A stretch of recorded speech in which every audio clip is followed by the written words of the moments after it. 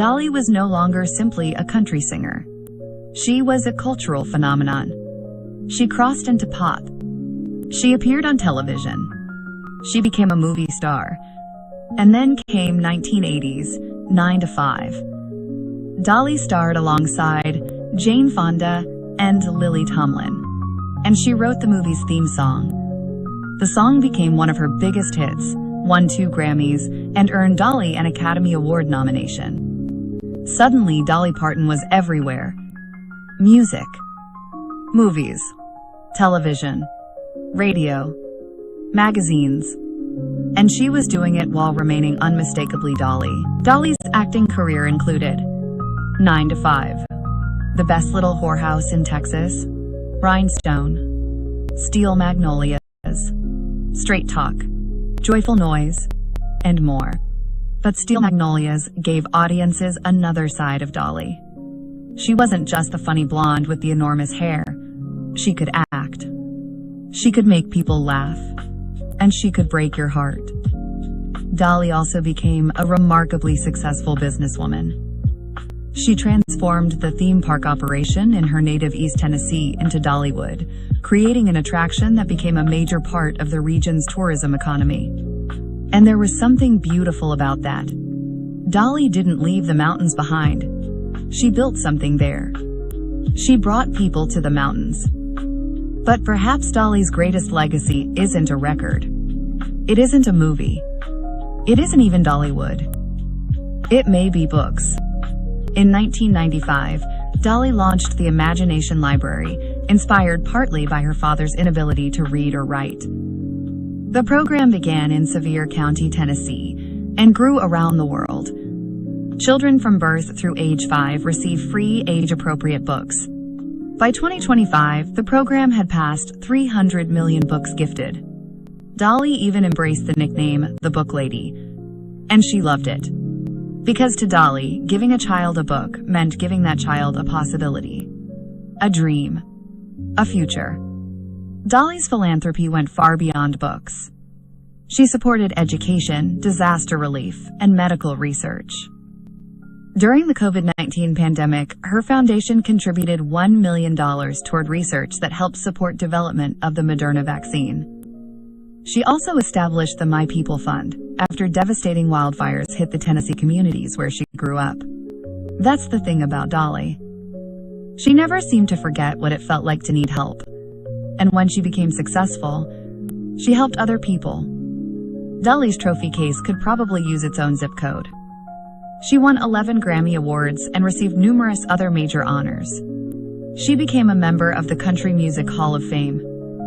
And in 2022, Dolly was inducted into the Rock and Roll Hall of Fame, recognizing the enormous impact her music had far beyond country music. She was also inducted into the Songwriters Hall of Fame.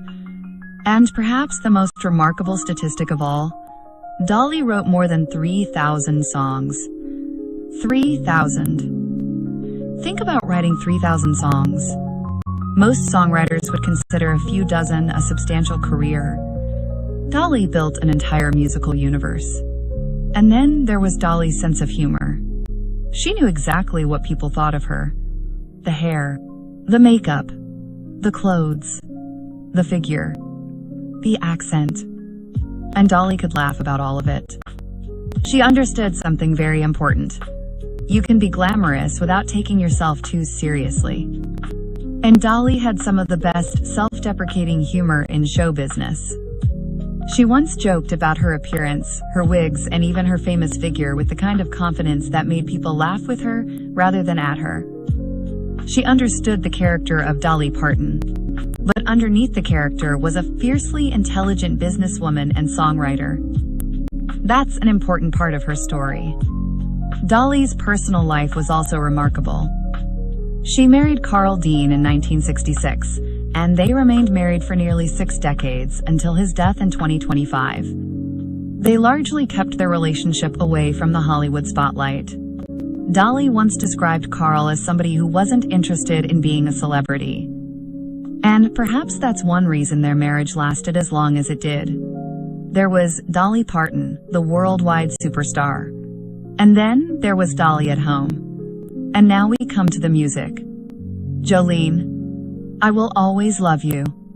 Coat of Many Colors. 9 to 5. Here You Come Again. Islands in the Stream. 2 Doors Down. Why'd You Come In Here Lookin' Like That? Light of a Clear Blue Morning. Joshua. And so many more. Dolly could write about poverty, love, jealousy, faith, heartbreak, work, family, dreams. She could take an Appalachian mountain story and make somebody in Tokyo understand it. That's the magic of a great songwriter. Dolly Parton came from a tiny cabin in Tennessee. She had almost nothing. But she had a voice.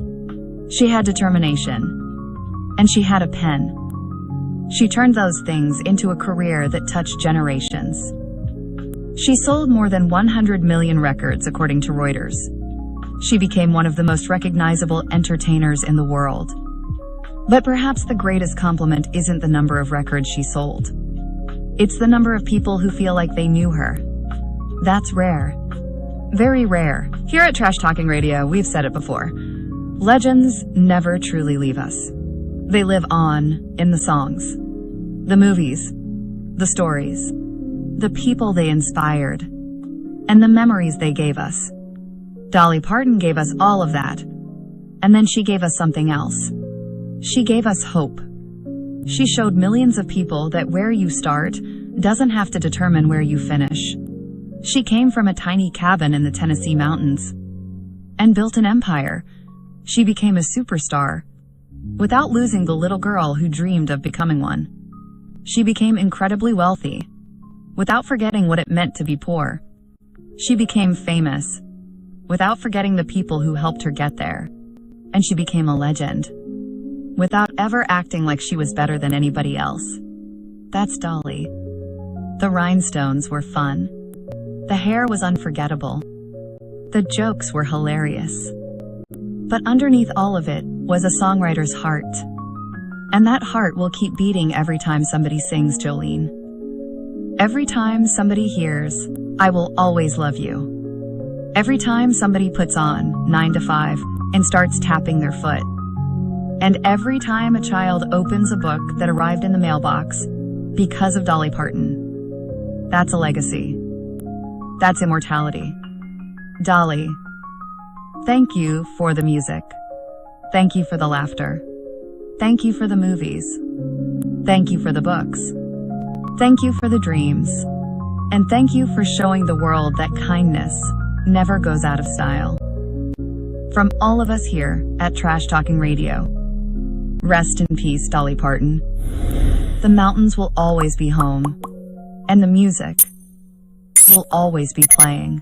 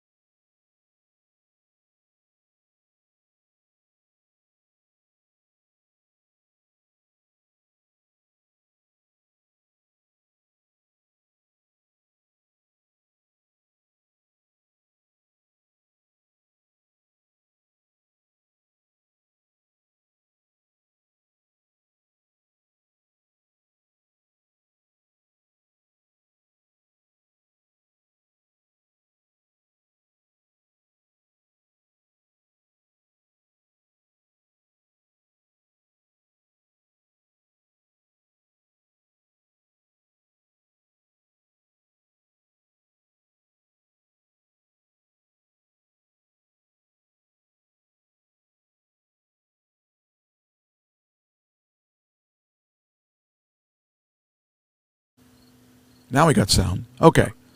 All right. Now we're talking. I don't know what was going on. Okay. Go ahead. Well, we have economic outcasts is now the war that we're having with Iran. The administration has halted direct talks with Iran and to focus on weakening the regime over time with economic pressure and the blockade. The goal is to cut off all remaining economic revenue sources for the regime. It warns all foreign governments, banks, and corporations that they must choose between conducting business with Iran or maintaining access to the American financial system. The initial phase focuses on 60 individuals, vessels, and companies linked to Iran's nuclear and missile programs, with future plans to target digital assets, gold, shipping, and aviation. Now, there's a lot of skepticism out there that the sanctions will work. And the biggest factor is China. Okay. China buys the majority of Iran's exported oil. And China often conducts these transactions through these small, independent refineries that have limited exposure to the American financial system. And it allows Iran to survive previous rounds of sanctions.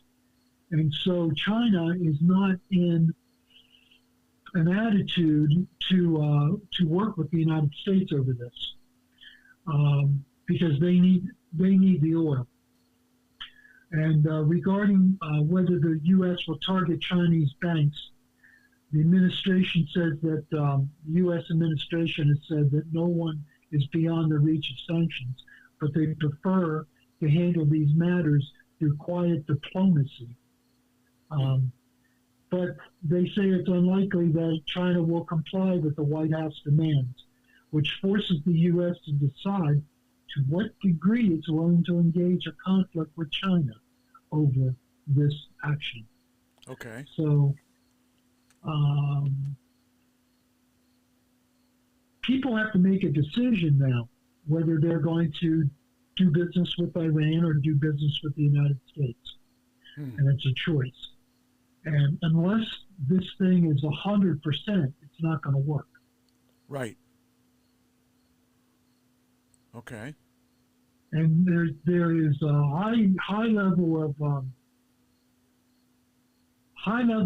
probability that Pakistan won't go along with it, that Turkestan won't go along with it, that Turkey won't go along with it, and that Iraq won't go along with it, and Kuwait probably won't go along with it. Those are the countries that border Iran. Okay. So it's probably not going to work very well. But they can still do some damage, but it probably will not bring Iran to its knees, unfortunately. Do you remember when we were talking about the Tomahawk cruise missiles, Patriot missiles, and THAAD missiles running very, very low, that we're running out of them? Yeah. Well, the Pentagon has awarded a new way of dealing with this issue. They've awarded a massive $23 billion 7-year contract to Raytheon for the production of Tomahawk cruise missiles, whereas the current output is approximately 60 missiles per year. This agreement plans to boost production to 1,000 units per year. It's going to take 7 years to replenish our stockpiles. That's if we don't have any more engagements. 7 years. Rather than replacing small recurring orders, the Pentagon is offering long-term commitments to defense companies. This allows them to invest in factory expansion, buying new equipment, and building larger, more reliable supply pipeline, and hiring skilled workers. So it's a new way of doing business, but it's necessary because we have an adversary out there called Russia, North Korea, Iran, and China who would like to see us all go away. And we need cruise missiles, Patriot missiles, and THAAD missiles to defend ourselves.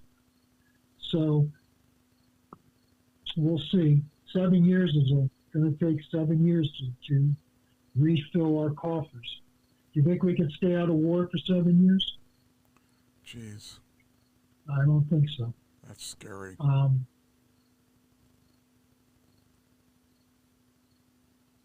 Let's see. We have, in the month of July, we have stealthily gotten 1,000 ships and 5 million barrels of oil through the Strait of Hormuz. We have now, in August, we have about 10 million barrels a day moving through the Strait of Hormuz, which is about half of the pre-war level. It's helping to ease the global supply, but it's not where it needs to be, which is about 20 million barrels a day. Wow. So there was a hit today, earlier in the morning hours, of a vessel by Iran. We did some attacks and took out their radar systems, but evidently they were able to get one back up because they hit a vessel in the engineering compartment. There were no fatalities or injuries. So this is still a contested fight. Now, the Iranian government has a fear, and it's the fear of uprising within the country. That's their greatest fear. And so they brought back Hassan Taib. Hassan Taib is called the suppression sheik, and he is to lead the Bashish militia. His mission is to build a sophisticated nationwide surveillance network to monitor the population and prevent organized protests amid severe economic crisis and rising inflation. But people in Iran are starting to starve. And as they start to starve, they may revolt again. And this guy's been brought in to put it down.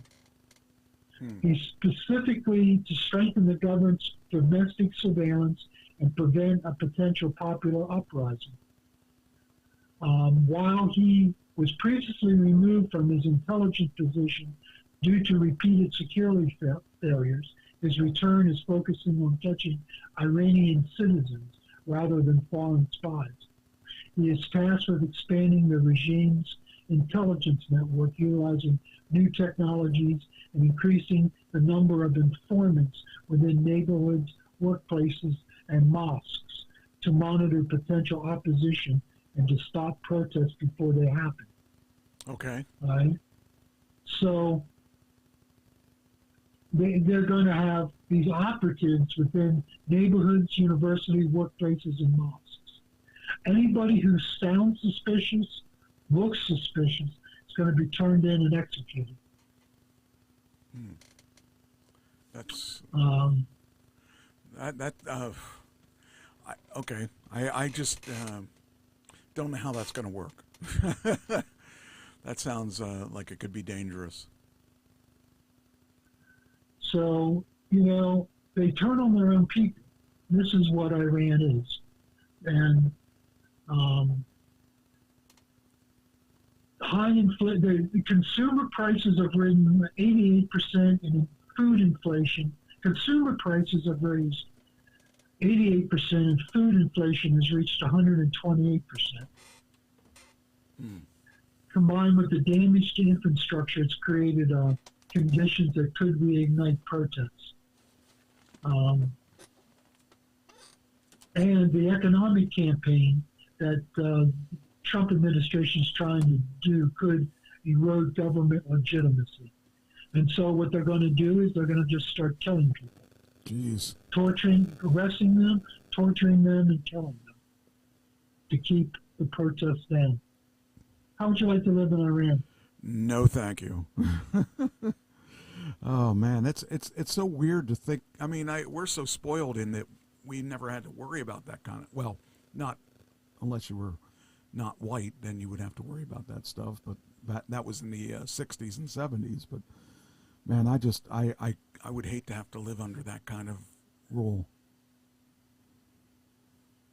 So what would you do, Mike? Would you just, I mean, I think about what I would do. Would I be one of the protesters, or would I just go along to get along so I wouldn't get killed? Well, I mean, I guess it depends on a couple things, but I mean, I would, since we couldn't leave the country because we don't have any money or any way to do that, you would have to live with what you have to do with. I mean, you don't have any real choice. You kind of got to do what they say to do, because what other choices do you have? It's not like you have family somewhere that you can move, and even if you could move, who could afford to do that, because you have no money, you have nothing. You're stuck in that place, and you're stuck in that rule, and you don't even know if it is different outside of that rule. All you know is what you grew up with. So, yeah, there's a lot of things to think about there. If that's the only thing you ever knew, it'd be like being in the United States and then moving there, and like, oh wow, this is a little different than the United States, because then at least you have something to compare it to. But they don't have anything to compare it to. Well, women, especially younger women, are challenging the hijab, wearing the head covering. Mm-hmm.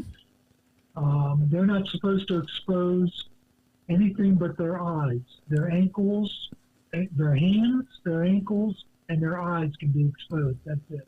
That is so weird to think that in this day and age, it just seems that is such a weird thing that would still be a valid way to live.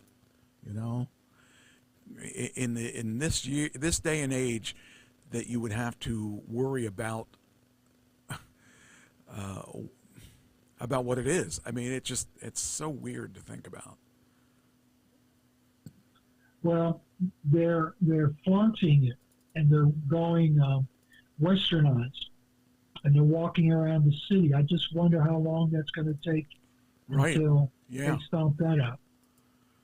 I don't know. Yeah. Do you remember talking about the carrier that's been out there for 270 days, and they had mental health issues, and they've been on deployment longer than any other carrier's ever been on deployment? The USS Lincoln. Well, the USS George Washington came from the Pacific Ocean and has now entered the operation area in CENTCOM, and has relieved the USS Lincoln, Abraham Lincoln. So they're going to Thailand to have their first port of call in months. Wow. So you're going to have a lot of thirsty, ravaged sailors hitting Thailand. I wonder what kind of mess they're going to get into. Yeah. I wonder how many arrests are going to be done in Thailand. Oh. Yeah. And I wonder how many working girls are going to become very rich. That's a good question. Oh, man. Can you imagine being out that long with 270 days, almost a year, they've been deployed without a port of call. I can't even imagine. It's just weird to think about. They're only supposed to be out 6 months. These are 6 months rotations. Wow. So 180 days, and they were almost over 100 days more than their rotation called for. And they're probably on the what do you call them, the general, what the not the ensign, the ensign's lower end. Who's the upper end? People that are on the admiral. The admiral's probably saying, "Oh, just one more day. That's it. Just one more day. We'll be home. We just got lost. We took the wrong turn at Albuquerque." Oh man, I just can't imagine being out on that small of a. I mean, it's a big boat. I mean, it's a ship. But it would be real small after a while of being there. I just can't imagine that. And I can't imagine they would even have supplies for that long. How long do they have Well, supplies for? they get resupplied, but it was tough because they ran out of fresh fruit and fresh vegetables quite often. I bet. And you know, if you don't have fresh fruit and fresh vegetables, the meals aren't very satisfying. I can't imagine. That's got to be awesome. Awesome to sit there and think, "Ooh, we got fresh supplies today." No, thank you. Leave me alone. And they work 12, 16-hour days. Yeah. Okay? And I'm sure they're 7 days a week. I'm sure they're raking in the big bucks too. Not. They're not. It's right. They get paid the same as whether they're off or whether they're working. So. Yeah. I don't know, Michael. It was really difficult situation. I wouldn't want to be in that situation. Me neither. That's I don't know. Weird. But you're singing 2 days in a row, so you can compare it to that, I guess. Yeah. I'm sure it's a lot like that. I'm sure. Yeah, I can't complain about anything when you say it in those terms. You know, what do you got to complain about? You're just a guy standing on a stage singing. Yeah. Compared to putting my life on the line for that's okay. Now we'll go to Europe, to the Ukraine war. Ukraine has started hitting another warehouse belonging to Russian retailer Ozon. And they're trying to hit all these big warehouses where I think it's 70% of their retail e-commerce is between Ozon and Wildberries. And they're taking out Wildberry and Ozon warehouses now because they're trying to bring the war to the average Russian citizen. Wow. Jeez. And there are elections coming in Russia in November or October. I can't remember which it is now. Ours is in November. I guess theirs is in October. And after that, there is a suspicion that Putin is going to mobilize another 300,000 Russian men. Oh, jeez. They've been arresting you at barbershops and at restaurants and pulling you in and making you go to war. They've been pulling you off the streets. Jeez. But they're not doing it in Moscow or St. Petersburg. They're doing it everywhere else in the country. Wow. Because they don't want to upset the elites in Moscow or St. Petersburg. But they're going to try to round up another 300,000 men because they're losing 30,000 a month. Wow. That's how many Russians Ukraine is killing a month, about 30,000. And right now they're recruiting about 30,000 a month. That's insane. So they're breaking even, and that's not good enough to win a war. No. So they have to increase that. Jeez. Now, North Korea is going to be sending 50,000 men, it is reported, to Russia to fight in the war. And this is in addition to 30,000 they had given them before. Why? Kim wants to have people that have military, have fighting experience for his military. Huh. So he's going to send 50,000 men, and he has supplied 15 million artillery rounds and other weapons have been supplied by Kim, North Korea, to Russia. And in exchange, right, North Korea is getting combat data and technical support that significantly improves its weapons development. North Korea's intercontinental ballistic missiles appear to have the flight capability now to reach the U.S. mainland. Huh. They can reach our west coast with their intercontinental ballistic missiles. Wow. So now all they have to do is get a nuclear bomb on the international the weapon system, the missile, and they can hit San Francisco, Seattle, Portland, Sacramento, drop a nuke on us. And they've been firing missiles and they haven't been precise, but Russia is teaching them how to have precision. They're also doing that with other weapons. And South Korea is very worried about that because they were counting on North Korea's stuff not working very well as part of their war strategy. But now, with Russia helping them improve their targeting and their GPS guidance and their delivery system capabilities, it's making it harder for South Korea now to defend against a North Korean onslaught. Jeez. So, President Trump stated that North Korea Kim Jong-un possesses 57 nuclear weapons. Right? South Korea's defense ministry reported in a private research organization's estimate that they have between 80 and 120 nuclear warheads. Huh. And Kim Jong-un is nuts. Yes. You know his favorite way to execute? What's that? His favorite way to execute someone is to take an artillery round and fire it at his head. Yeah, well, I was guessing that was that, but I didn't know if it was that bad. I mean, I figured that that's the way they used to do it. I didn't know if that was still the current way. They're not exactly the most creative people in the world. Yeah. No, he's not right. I'm really surprised that he's still in power. I'm surprised somebody didn't take him out. Well, anybody who shows any ounce of disloyalty is shot dead on the spot. So, I mean...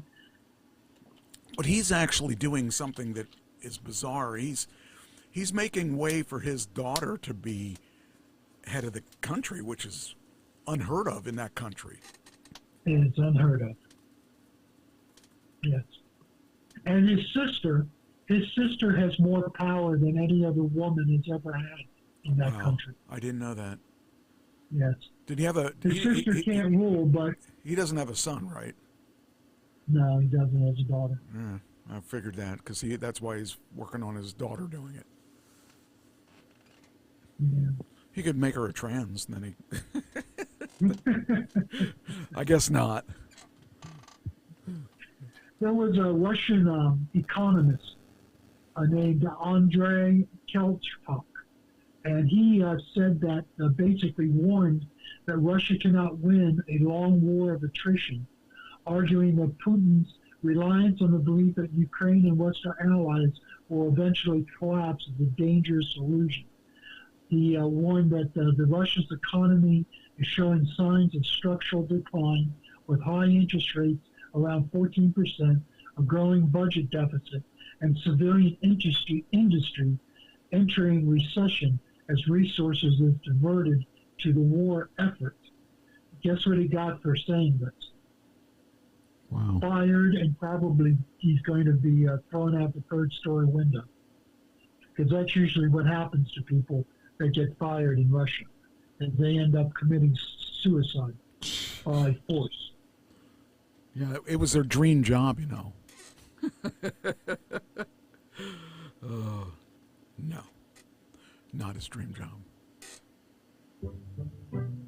So Liv Schlutzberg, a prominent politician who was an anti-war voice, was sentenced to 11 years.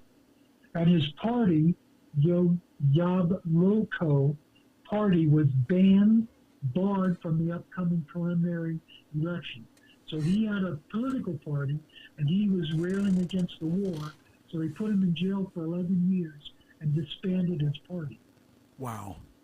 How would you like to live in Russia? No, that's okay. I don't like the cold. That's the best I can Just come up what our with. national debt. Do you know what our national debt is now? Oh man, I can't even. Let's say 2 trillion. $40 trillion. 40 trillion. Okay, well I'm only off by 38. That's not bad. Interest costs now make up half of this year's $2 trillion borrowing. Wow. On Tuesday, August 18th, the U.S. Treasury Department announced total public debt topped $40 trillion for the first time, a historic milestone driven by war spending, tax cuts, and rising interest costs. Spending on the war of Iraq, tax cuts from the One Big Beautiful Bill Act, and rising interest payments have strained the federal budget, with interest costs now eclipsing Medicare outlay as the second largest line item. So what do you think is the largest line item in our budget? The biggest cost? War. No, Social Security. Oh, really? 1.6 trillion. That's higher than war? Yep. All right. Well, 1.6 trillion. Medicare is second, right? 1 trillion. jeez. Now, the interest on the national debt is now more than 1 trillion. So it's now moved to second place, the interest on the national. Who do we owe that to? Defense, what? Who do we owe that to? China, mostly. Oh, good. Well, they're going to own us. They're going to own us eventually People anyway. buy bonds. People buy bonds, and people buy the national debt, right? Because they get interest payments off of it. Because you know the government's not going to default. Yeah. Huh. So I always wondered how guess that what would is happen. I wonder. now?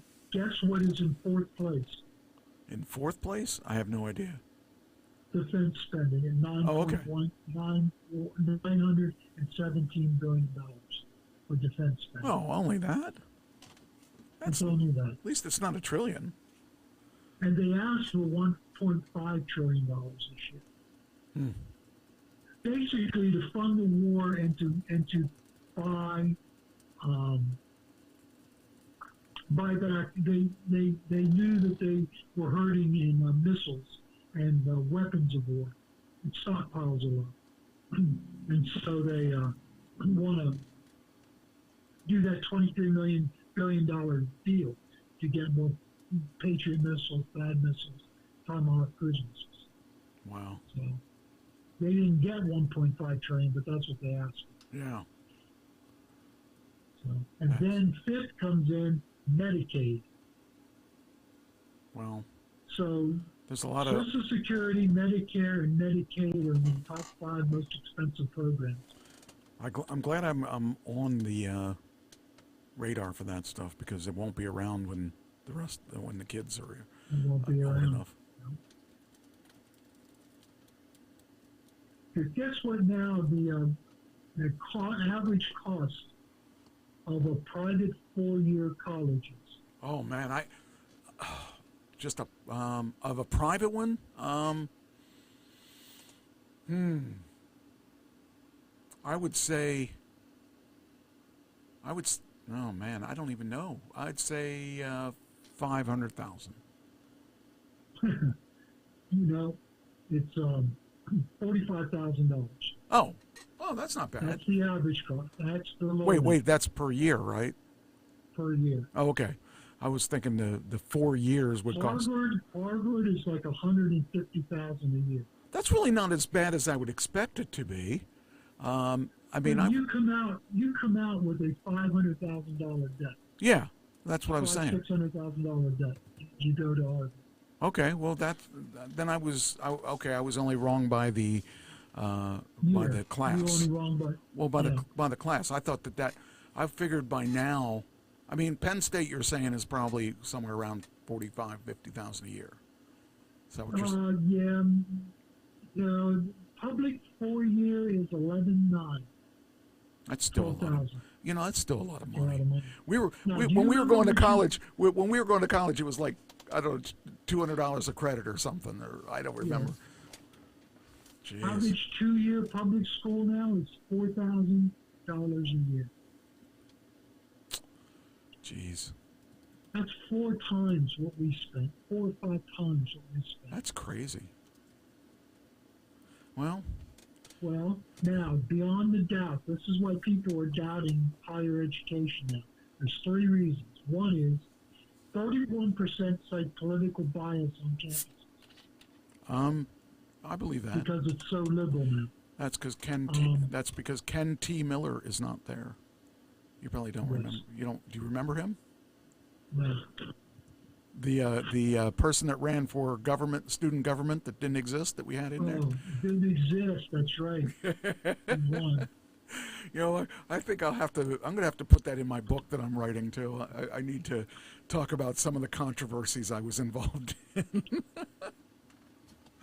Ken T. Miller, that's a good one. Oh no, I'm sorry. 30%. It was Kent Miller because the guy's name that was going there was Ken T. So we named him Kent Miller. Now I remember it was the other way around. I was thinking it's the other way around, but it's not. Ken T was the real guy and Kent was not. In student government, it took us a while to figure out it was fictitious. Yeah, I know. It came down to the election had already started and people were already voting, and we were in second place before we were pulled away. We could have won that. I mean, It would have been great if you'd have won it, but student government didn't. I thought it was great. It was funny as anything, and because we always said it was just a sham anyway, and we almost proved it. I couldn't have won, but Kent Miller was able to do well. Oh, it was funny. Yeah, that's pretty good. Back when I was... Well, 30% point to rising tuition costs. Yes. When I think about it, okay, so you wonder whether or not your education is worth it, because how many people go to school and they don't utilize their education, or they go to a 2-year college and they think that that's going to be enough, or they go to a big college and don't make anything. Like, for instance, I have a friend of mine who got her bachelor's, and her what's after the bachelor's? The Masters. She got her. I know she got her bachelor's. I think she got even more than that. But anyway, right now she couldn't find. She's sick now, but she can't. Before she got sick, she couldn't even find a job, and I'm thinking about that. I'm thinking, wow, that's horrible, because she spent all that money to go to school, and I was on the 3-year plan, but I had the 2-year degree, and I made enough that I was able to retire when I was 57. So, I mean, it's so weird to think about. So your education doesn't guarantee you anything. I have my degree was business administration, which is nothing. What is that? What is that? I couldn't get a job as a manager or anything because nobody would give me a job, but I was able to take the job that I had and make it into money. So, it makes me wonder what good the degree is, because it didn't help me get a job. Well, that is 25% cite concerns that college is not preparing students for the real world.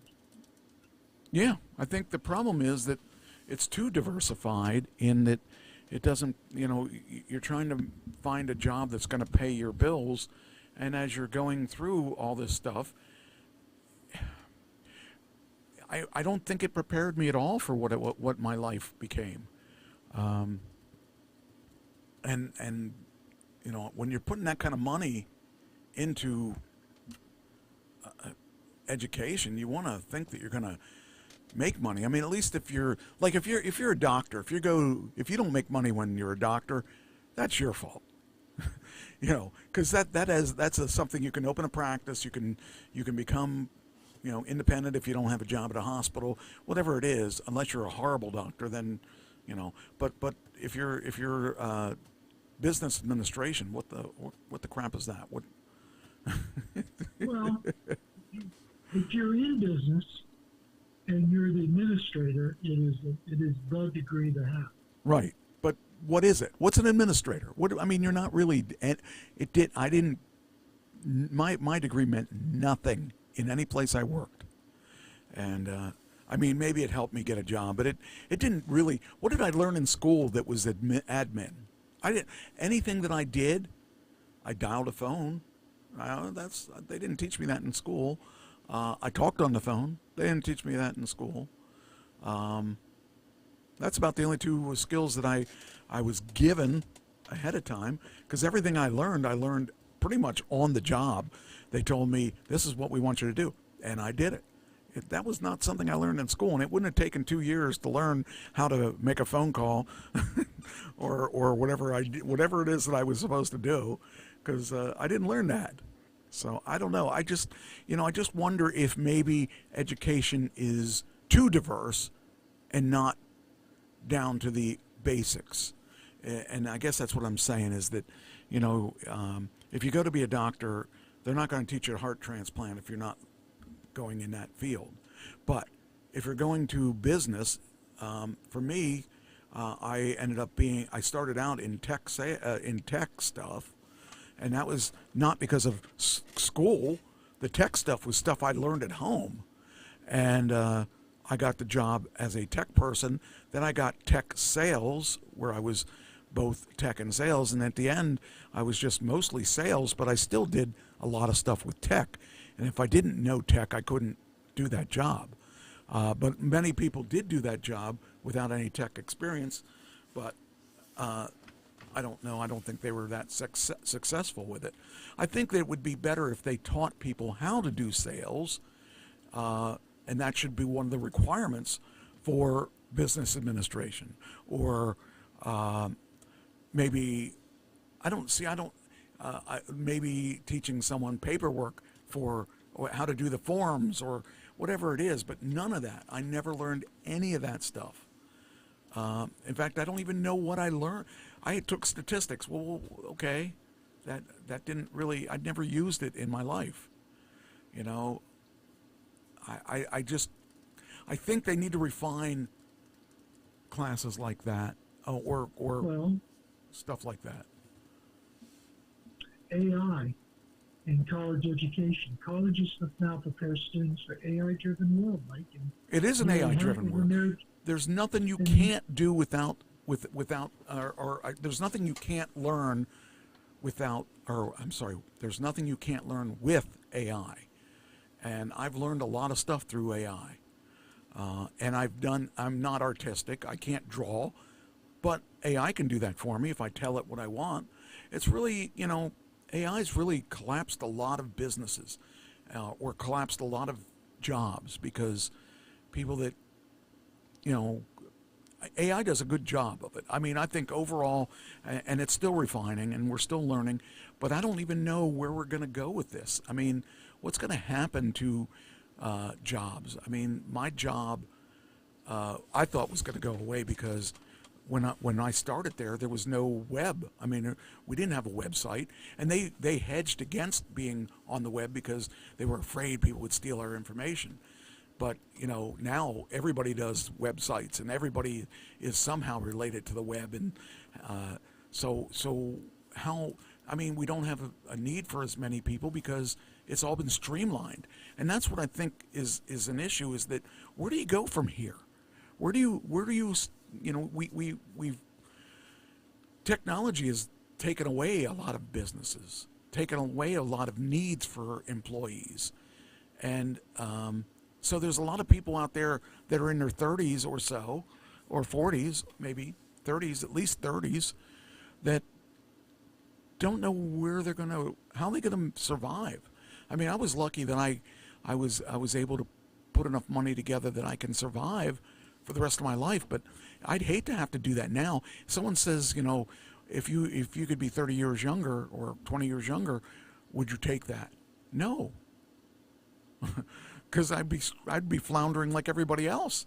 There's no jobs that are paying, and the ones that are paying are taken. So what do you do for work? What do you do if you were starting out? If you were 40 years younger today, what would you do to prepare yourself for the rest of your life? I go to school for AI. But I mean, even that, everyone's going to, that's like an over, I mean, everybody's kind of doing that.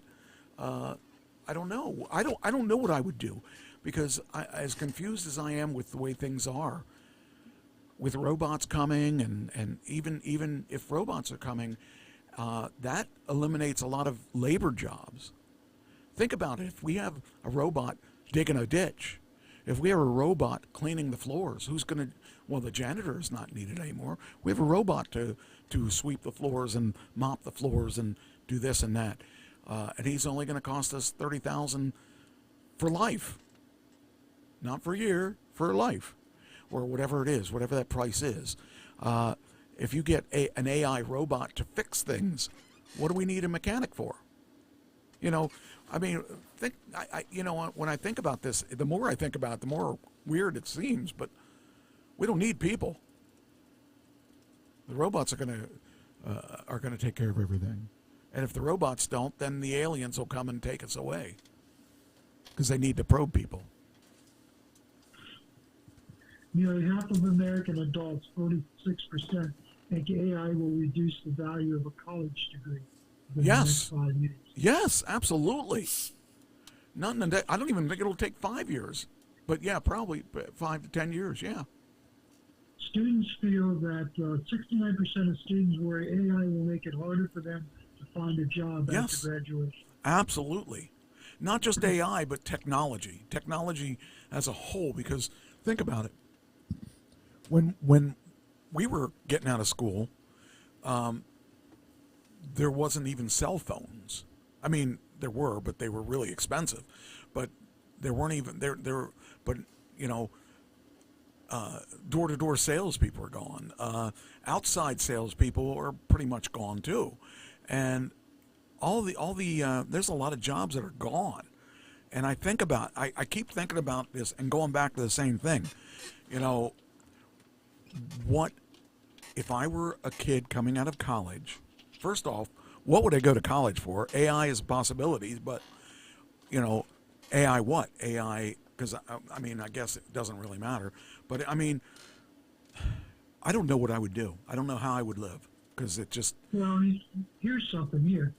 For years, majoring in computer science was considered a safe decision. Yeah.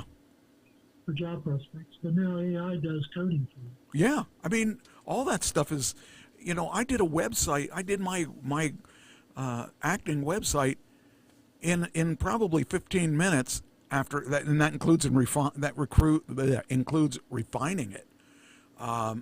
So I mean, again, we don't even need actors, because we got AI to create videos without people.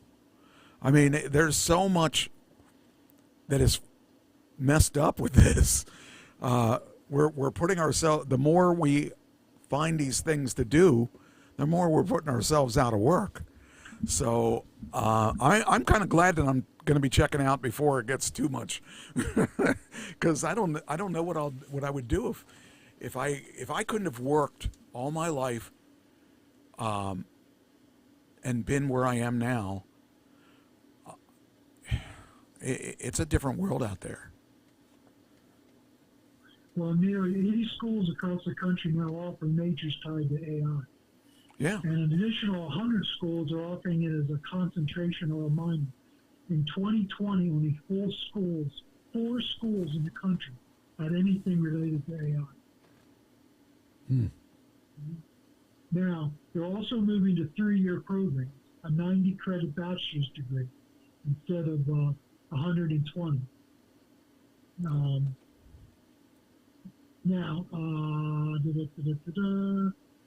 Trade school. Careers in plumbing, welding, HVAC, and aviation maintenance are difficult to replace with a chatbot. Yeah. And can't be done remotely, so they cost less to train. So there were 24 students who graduated from Philadelphia's Father Judge High School welding program last year. They're all making $50,000 or more in their first year on the job. But that'll change when Tesla finishes their robots, because they'll teach the robot how to do all that stuff. At least that's True. I mean, that's what the reality is that that's going to happen. I mean, you and I think, agree on this, that it's scary, but this kind of thing is happening, and there's nothing we can do about it. I mean, there's nothing anybody can do about it to a certain degree, unless we find something that we can all do, that we can all make money off of. It'll collapse a lot. And I realize that they said that before about computers, and they said that before about, the telephone and, and everything else. But there's not much that AI and robots won't be able to do. I mean, look at my car. My car is driving me. I don't need, as I get older, someone to chauffeur me around. And I also don't need to go, if I need to drive, where, I don't know if you know what banish mode and the mode to bring the car to me. But with that, I don't even need a driver. So I can get my car to take me to a place. They can drop me off at the front of the store, and then I hit banish mode, and the car goes and parks itself somewhere in the lot. And then I use retrieve. I forget the right mode, but the other mode, and I walk out to the curb, and my car is waiting for me. The thing is, all of this stuff is to make our lives easier, but in the same sense, it's destroying us, because what are we gonna do to make money? That's what it comes down to, because eventually that is going to catch up to us. We're seeing it now. We're catching up. It's catching up to us. So, it makes me concerned, because, what is each person going to, talk about, you could move to the Ukraine and you'll have lots of work. You can fight the Russians. You can move to Russia. You can fight the Ukraine. You can move to Iran. You can bomb people. But even that is just a push and a button, So it's really, I'm interested to see what does happen, because what can't they replace? Well, Ukraine had its Independence Day last week from Russia. Okay. And in the past, they've done military parades or have military hardware go down the street. You know what they did this year? No. Every piece of military equipment was robotic. Oh, wow. They have massive amount of robotic military equipment now. See, that's what the world's going to go to. It's a lot more accurate. It does what it's supposed to do. It doesn't call in sick. It does what exactly you want it to do. It doesn't. I mean, and the thing is, it's even as it gets better, it's going to be smarter. It's going to be faster. It's like I said about my car. When I look at my car, I think, oh, I'm a great driver, but my car has 8 eyes and can instantly react. Whereas if I'm driving, I don't see what's behind me and in front of me and beside me all at the same time. And if something happens, I may see it, but I'm going to be slower to react than instantaneously. So that's the way it's going to be with everything, not just driving, everything. You had me thinking about it. I wasn't thinking about it, but you brought it up, and now I'm thinking about what is it that we're going to end up doing besides servicing the robots, which the robots can probably service themselves. So, Not much. yeah, I mean, it's really scary in a lot of ways, because we're not going to be in. There's going to be a few people that are going to be in charge, but most of us, I don't know. Australia has banned AI-generated music from their top 100 list.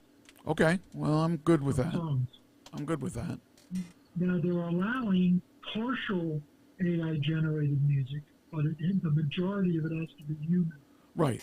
So in other words, if you want to put a drums riff in, or a riff in, you can only do partial. You can't be the whole song. Right.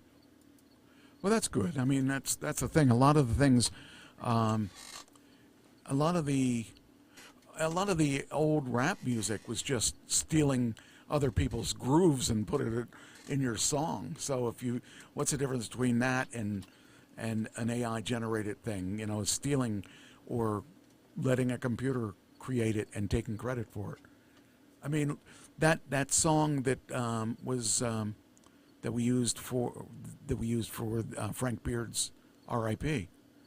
That was AI generated. I told it what I wanted, and it came out pretty good.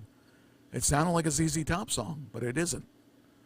You know, you do what you can, and you know, I could have sat down and written something, but you know what? I didn't have that much time, and it's easier, quicker, and stuff to do it that way. And I could have taken the license to that song too, and could have made it officially mine, but I didn't. You know, I'm not that concerned about it because it's just a one-time thing. I try to not use the AI to write my music, but in this particular case, I didn't have time to write it. And I wanted something special for him because there's a groove about that Texas blues that I had to get. I had to capture that sound, and I'm not really necessarily good at writing. It would take me a lot longer to do something that AI could do in 30 seconds. Off the subject, is your grandmother getting high? No, she's dead. Yeah, well. My mother's dead too, so. Yeah, so's mine. Marijuana use in the United States is a record high. 17% of adults say they smoke. Yes, okay? I had captured something on that. Let me see if I have that. But yeah, continue. I'll bring seniors say marijuana is helping them manage chronic pain, sleep issues, and stress. Most prefer gummies, but many are smoking and vaping, causing a stir in their retirement communities and condo buildings. Isn't that weird to think about? Isn't that weird to think about that when we were kids? I didn't do anything when I was a kid. When I was a kid, I was about as straight as it could be. But now I take a pill every night. It's got THC in it, and it helps me sleep. And you know what? I missed 30 years of good sleep because I didn't take. Well, we didn't have that available to us at that point. But I'll tell you, it makes me actually feel a lot more rested because I can actually sleep and not an hour and then be awake for 2 hours. I mean, to be awake that long, to sleep those patterns was not healthy. Whereas now I find myself a lot more mellow. I mean, I don't need to vape. I don't need to smoke anything. Just give me that one pill a night so I can sleep, and I'm happy. But I know everybody I know, pretty much, tokes at some point. You and I are the only one. Oh well, I mean, I take a pill. I don't know. Do you do anything? No, I think I told you before that I took medical marijuana. Yeah. And I reverted back to my 20s. I was smoking from the time I that's a woke up problem. to the time I went to bed. Yeah, it was a problem. Yeah, that's a problem. See, me, I never got high, except that one time I went to a party, and someone gave me brownies, and I thought, oh, these are good. Let me taste them. You know, I ate 4 brownies, and then I found out I was feeling sick. I thought, wow, and I laid down in my car, and someone told me, oh, well, those are hash brownies. I said, well, why didn't you tell me? I didn't like the feeling at all. I hated it. So, yeah, you guys can have that. I just want to sleep. So. Well, I was a pothead in my early 20s, and I became a pothead again. So, no marijuana for me. I mean, most of my friends do it. I don't judge them because if they want to do it, that's fine. It's very common. Now, some neighbors are complaining about secondhand smoke is causing headaches, nausea, and breathing problems, and stinking up their homes. And the D.C. Superior Court ruled in 2023 that a man in the 70s couldn't smoke medical marijuana in his own home after his neighbor sued. What? And an appeals court upheld it in 2025, setting the Wow. legal precedent. So if you're smoking in your house and the vape's going over to your neighbor's house, you Wow. can't smoke in your own house. Oh man, that's pretty interesting. But you know, I found another solution that I think is interesting, and I'm only a week and a half into this, so I haven't quite figured it out if it's working or if I'm just being more active. But I got a bad back. I had scoliosis. I hurt my back in 1986, and it's never really healed right, and it's been bad for the past couple years. It would go away a couple years, then it would come back for a couple years, then it would go away a couple years, and I'm doing this thing called red light therapy. And red light therapy, I did a little research on it, and it said there's no proof that this works. I don't know if it works or not, but I can tell you that since I've been doing this red light therapy, I felt better. My back has not been hurting as bad, and I've moved around. I've been doing more physical stuff because we were playing out and stuff like that, plus I've been doing wrestling again. But I don't know if it works or not, but I'm going to give it a thumbs up because right now my Why don't you pain... explain to people what it is? Yeah, and I can't really tell you other than they give you these special glasses and you lay on this table and these infrared, or I don't know if it's infrared, but it's red light, so that's why it's red light therapy, and it goes into your system and it breaks down things and it helps remove inflammation, and it also will help you lose weight, and it will also help you. It does all kinds of weird. I really hope it's really helping me, and I'll tell you after this weekend. I'll tell you whether or not it really helped because I'm playing 2 times this weekend, and that's a lot of moving of equipment.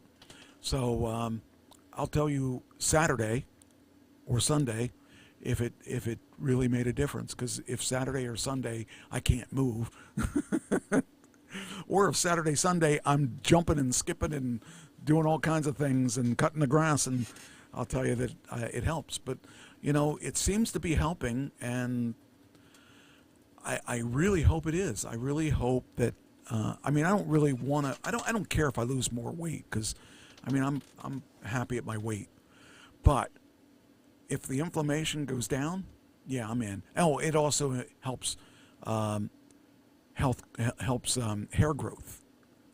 So I haven't seen that. I mean, you know, I've only been doing it a week and a half, so I can't really say that it does or doesn't work. But I believe it.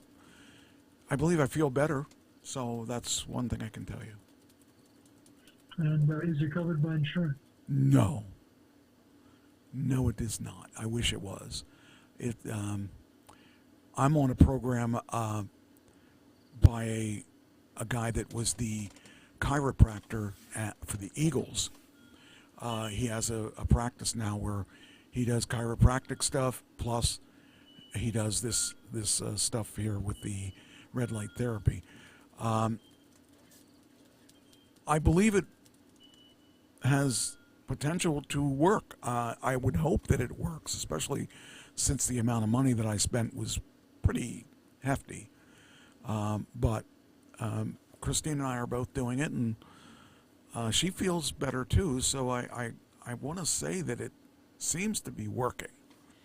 But there's no way. I mean, I can't tell you. I'll tell you in 6 months, because if my back is better in 6 months, I'll know if it's better than it's been. Or it could be that time when it goes a couple years where I'm not hurting. I mean, it could be.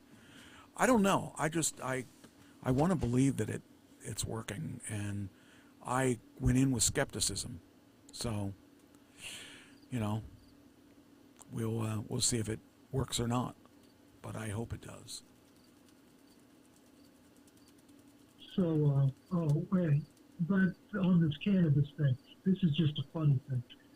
Cannabis companies are seeing the opportunity, so they're starting to market to the oldest customers.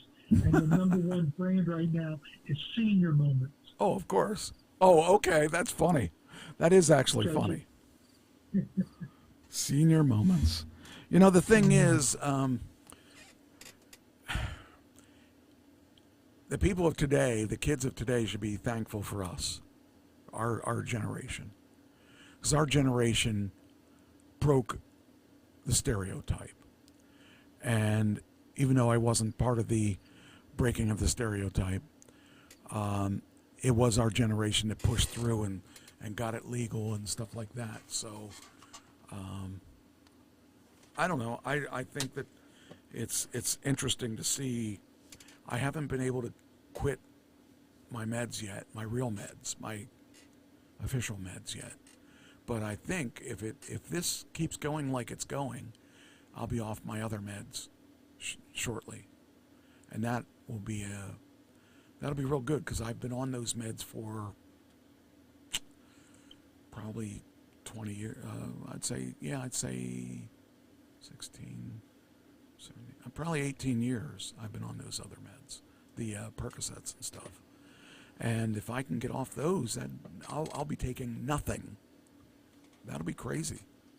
At my age, to be taking nothing.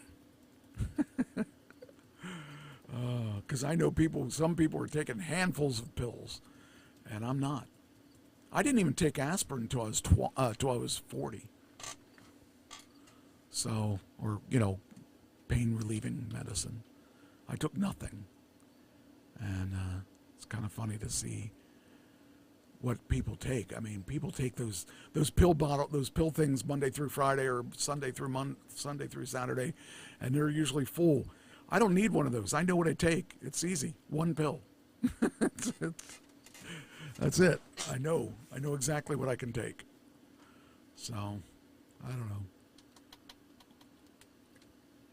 Back to you, Michael. Just out of curiosity, how many pills do you take a day? 14. Really? That many? Really? Yeah. Wow. And I see. I guess that's not unusual, but I mean, it's like I see these people with all these pill things, and I keep thinking, well, what are they taking these pills for? What are all these things? And I consider myself lucky that I'm not taking that many things, and so if I get this red light therapy thing going and it continues to make me feel better, who knows? I may not have to take anything else. But I remember a lot of people, having wads of pills and stuff that they took. I'm happy that I'm not in that situation. I'm going to run through these quickly, these things that I had on for your section.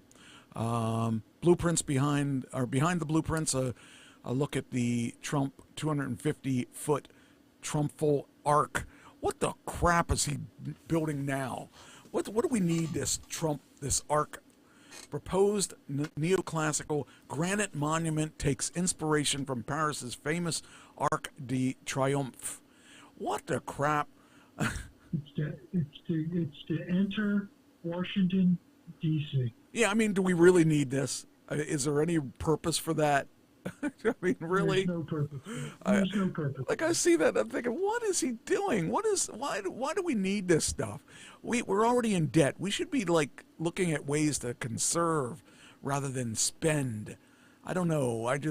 When I was growing up and my parents were like, they spent money on stuff and they could never get out of debt, and like, this is my parents' ideas of doing things. Oh, we'll just refinance it and get a higher interest rate, but we'll have it. No, we don't do things like that. We don't need things like that. That's why people go in debt for as long as they can. Okay, let me stop me if you already said any of this stuff. President Trump alleged on last Tuesday, that the U.S. Census Bureau identified 24,000 votes by non-citizens in an ongoing analysis of the 2020 ballots that have searched 120 million voter records so far. Let it go already. I mean, 24,000 is nothing. He is fixated on the 2020 election. I know, it's horrible. How about long interest rates hit their highest level at almost 20 years to start the trading week, signaling investors growing concerns surrounding persistent inflation and government's fiscal health. Then there was, you may have said this one, I don't remember if you did or not. A ship was struck by an unknown projectile overnight at the Strait of Hormuz. British Maritime, you did say that one? Yes. Okay, so I don't need to say that anymore. Okay.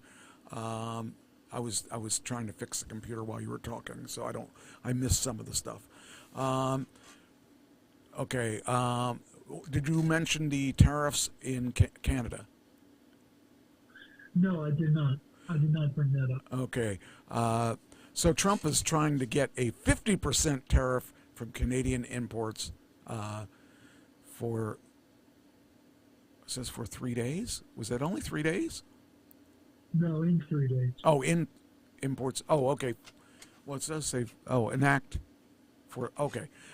Goods expected to be impacted: wine, honey, hockey sticks, and dairy products. So I found that interesting. And Canada has invoked reciprocal 50% tariffs on United States products. Well, I don't know how much stuff. They're fighting fire with fire. Yeah, but what do we buy from Canada? We buy a lot of stuff from Canada. A lot of other parts come from Canada. Oh, okay. I don't know. I just thought maybe we got ice or something. We import it. Polar bears, anything like that. They're one of our biggest trading partners. Okay. All right. Well, Donald Trump nominates Dr. Heidi Overton, the leading Food and Drug Administration, to lead the Food and Drug Administration. I don't know if you knew about that. No, I didn't know about that. It says here, Overton has advised Trump on lowering prescription drug prices and has been outspoken opponent of abortion drug milipistone. Then we got Israel opens an investigation, criminal investigation into the attacks that killed 5-year-old Palestinian girl Hind Rajab in Gaza in 2024, and more than a dozen medical workers in 2025. Yeah, they took a lot of criticism because they haven't done that yet. Okay. Then the UAE suspends trade with Iran. Big surprise there. After accusing the country of firing 2 ballistic missiles Tuesday at the UAE. It was the UAE. See, that's really hard for Iran because the UAE is the primary country that they trade with. Okay. And I have a detailed 2-page list of all the things that the UAE does for Iran. If they suspend all of those at once, Iran's in a big heap of hurt. Okay.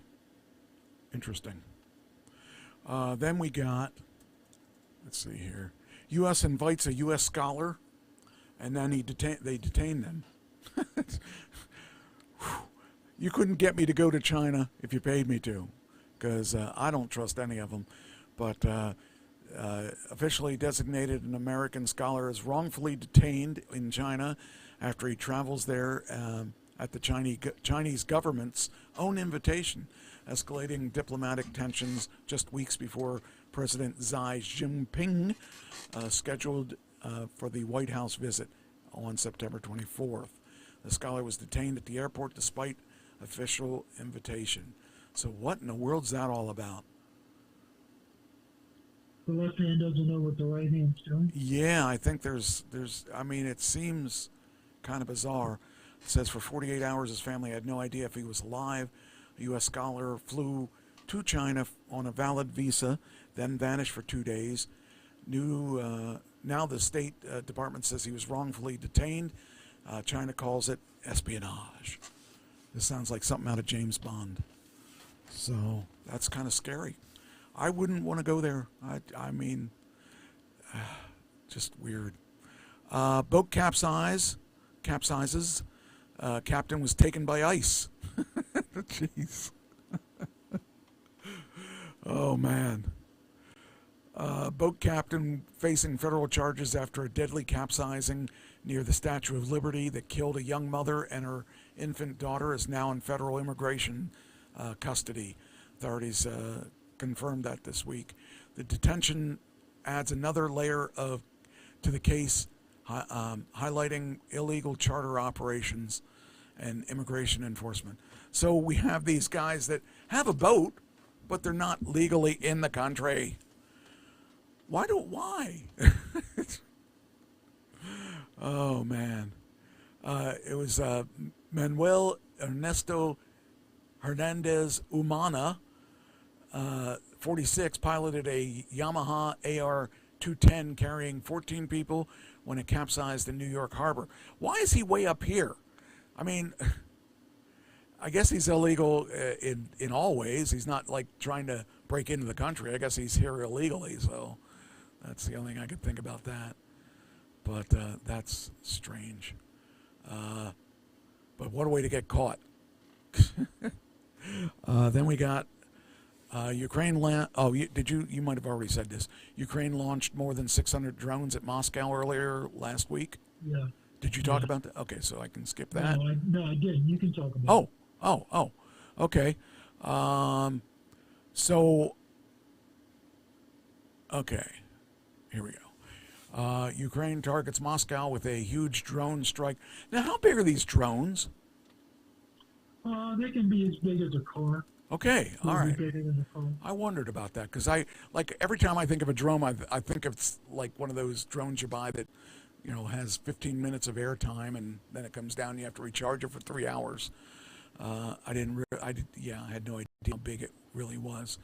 Ukraine has launched more than 600 drones at Moscow overnight.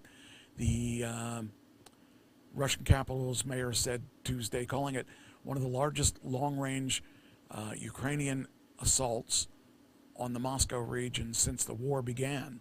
More than four and a half years. That's hard to believe. It's been 4.5 years. The attack was Tuesday evening, continuing into Wednesday. 637 Ukraine drones were launched at Moscow's mayor Sergei Sobyanin. Russian officials say 180 were shot down into Moscow, while more than 150 were intercepted elsewhere in the country. Oh wow! Look at that. Did some damage. Man, this is crazy. I would say that at some point you got to say that they're not spending their money on anything. They're not going to make up this money. They've spent so much money on this war. I can't imagine what the upside is at this point, other than slaves. It's kind of weird. Trump could get his carrier. He's gonna. There's a carrier that he could get named after him. Miller's name has been removed. The U.S. Navy is working on a rename on an aircraft carrier currently under construction that honors Doris Miller, a black sailor who displayed extraordinary heroism during the Pearl Harbor attack. So that poor girl is going to lose her carrier because Trump. That's going to hurt race relations. Yeah, I think it's the wrong thing to do. It is a wrong thing to do. He doesn't have to have his name on everything. I mean, you're supposed to get it when you leave office and die. Then you get it. Well, he knows he's not going to get it then because he's not really well liked. Let's see here. I think we talked about the trade collapses. Trade talks collapsing. Yes. Okay, so I can skip that. Iranian hackers shut down a small UK power plant for 4 days last month. It says a new report alleges. I don't know.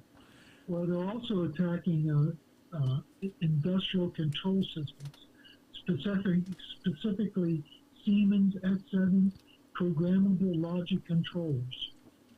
They've been shutting them down over the United States and water systems. Wow. We think it's Iran. Yeah.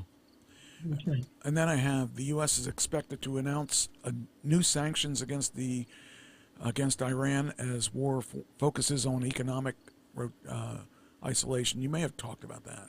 Yeah, I did. That was my opening.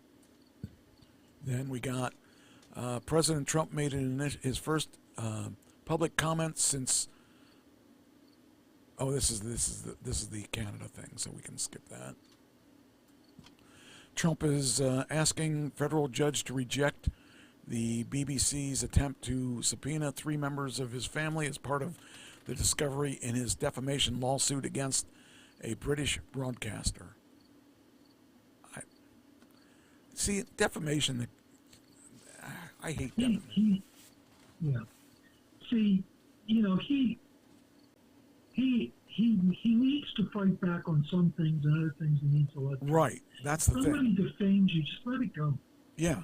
That's what I mean. It's like everything's a battle with him.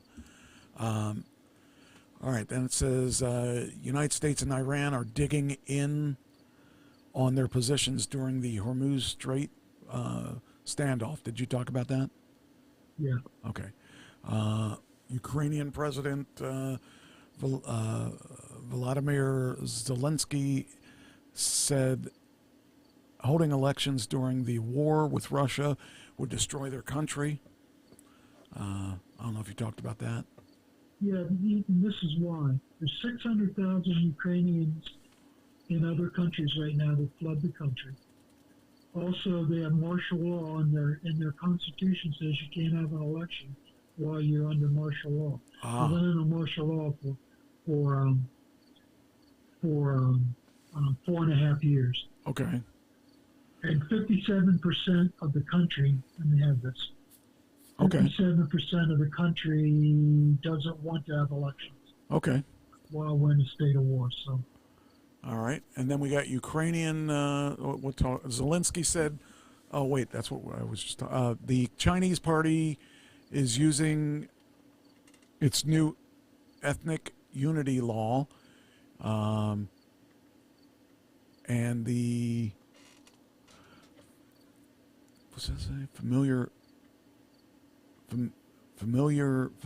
ties to the global Uyghur diaspora to escalate transnational repressing, according to the advocate and experts. I don't know what that means. Let me look at it here. Oh, that's an email. Nope, that's not it. Hold on. Something went wrong. Oh no. I don't know what that means. Oh, here it is. Okay, Beijing weaponizes new ethic unity. Oh, freaking A. Well, we're going to skip that one because I don't have a subscription. So, screw you. We just took you off the show. You had a chance to increase your subscriptions by 1. Next. These are the last couple. California's strict air regulations on modified auto parts served as a national compliance benchmark for nearly 60 years, but now a non-profit industry organization is offering approved testing services after President Trump's administration upended the regulatory status quo. I don't know what exactly. I mean, those are a lot of mumbo jumbo because what is this has to do with the pollution in California. Yeah. So I don't know they're a very green state. The greenest state in the country. I mean, with all the people that live in there, it has to be. Although when I was out there, it wasn't that bad. But all right, the U.S. Supreme Court ruled that President Trump may, for the time being, enforce his executive order restricting voting by mail ahead of November's midterm. Oh, we kind of talked about that a little bit. Yeah, well, I just read before I came on here that they've already filed another lawsuit against it, so it's going to go back to the court system. Okay. Well, that's... then we got... Did we do... Oh, ABC's challenges the FCC. Disney and ABC sued the Federal Communications Commission, seeking to block an early review of broadcasting licenses. So they're saying that because they caused Trump all this problem, that they're now being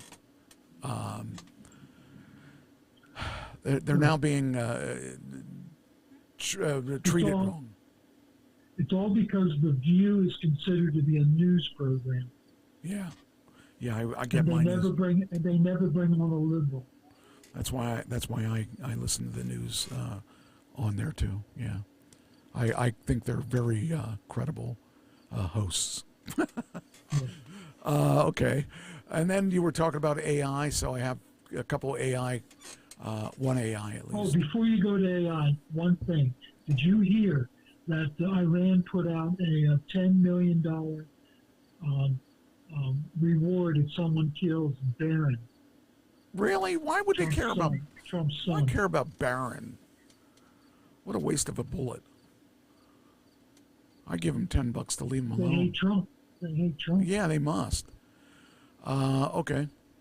OpenAI launches ChatGPT for teens with restrictions on explicit content and additional guardrails to deter emotional dependence.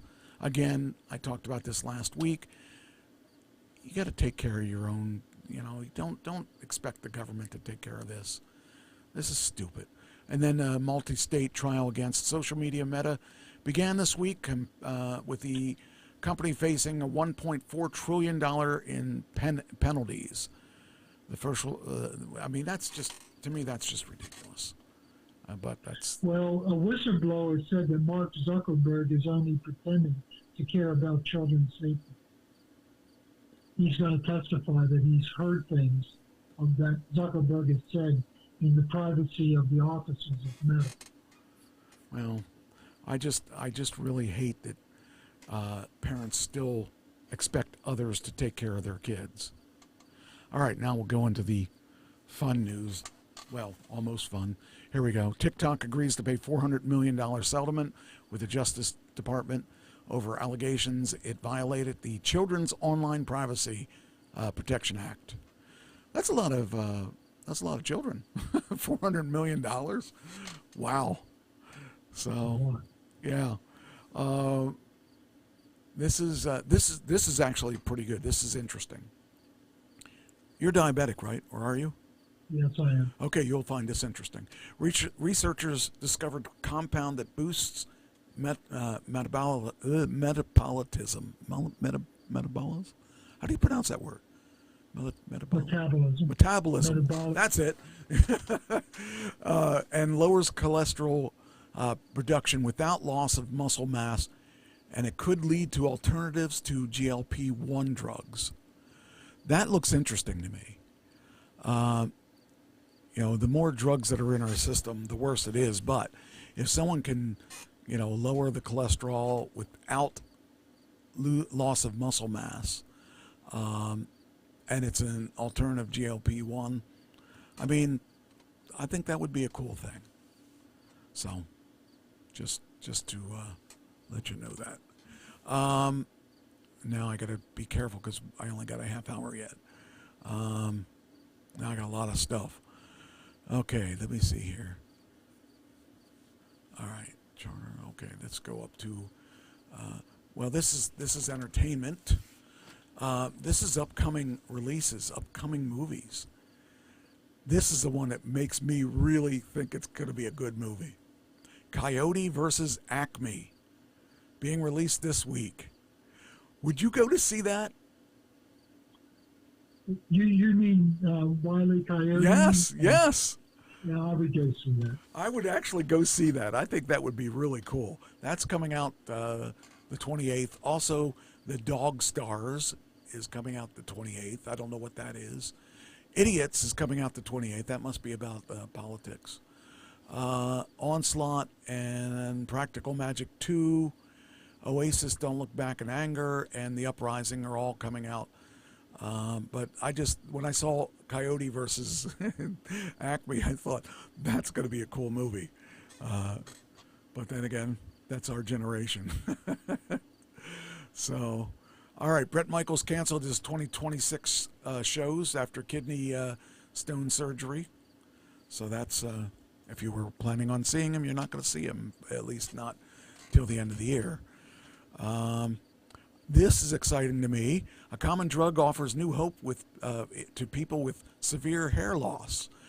The trials published in the JAMA Dermatology tested the drug upadacitinib, an oral medication already approved for conditions like rheumatoid arthritis in patients age 12 to 64 with severe alopecia, an automated disease. But it's saying it'll help you with hair loss.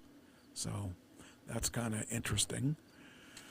Rock drummer collapses and dies 2 songs into the show. He was cold to the touch. Do you know who it is? No. I forget. I just remember. I don't know who he is. I'm sorry. Popular rock group Metatissa. Forget it. He's not that important because I don't know who he is. I think I maybe put it in here because I thought that would be sucky. 2 songs into it and you're dead, you know. You should stop singing that satanic music where you die in the... Anyway, all right, let's see. We'll skip that one because that one can be done next week. This is cool. Former gang leader opens a non-profit boxing gym to provide an outlet for young people. That's cool. So, to give them some place to go other than, out on the streets. So, that's a good thing.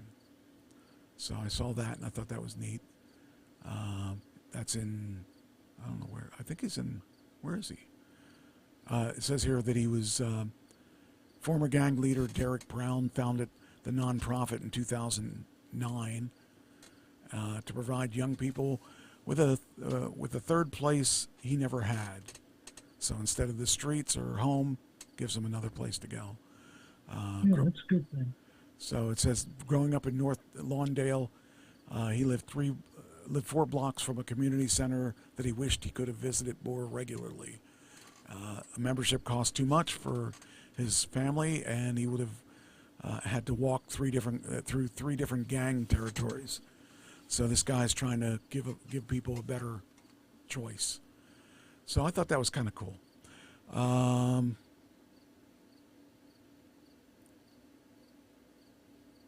Okay. Then we got... Oh, this is funny. Court slashes $50 million judgment against Alex Jones.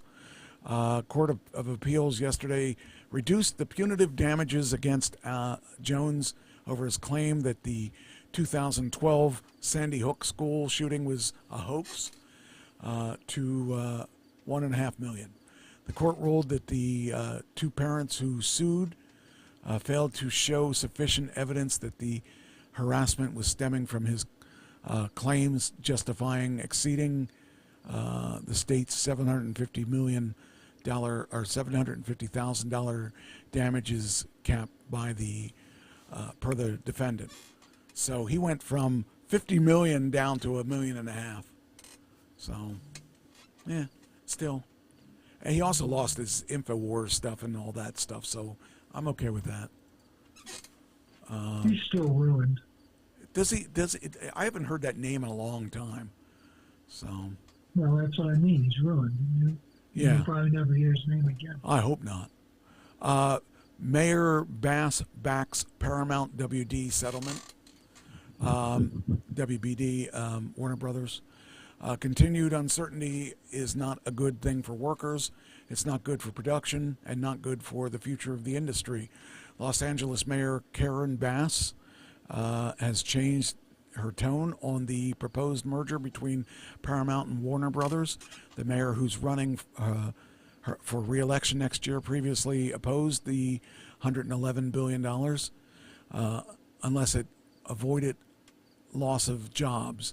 But a news conference Thursday, Bass urged Paramount Skydance California Attorney General Rob Bonta to come to a quick settlement on the antitrust. You know, the longer they wait, the worse that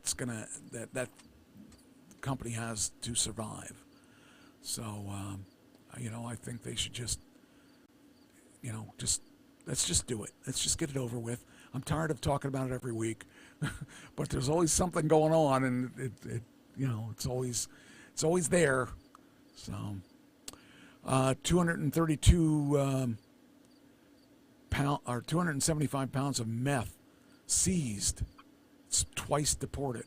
Federal agents arrested previously deported Mexican national in Georgia after discovering 126 kilograms of meth, equal to 275 pounds, making it one of the largest drug seizures in the region this year, exposing critical failures in border security enforcement.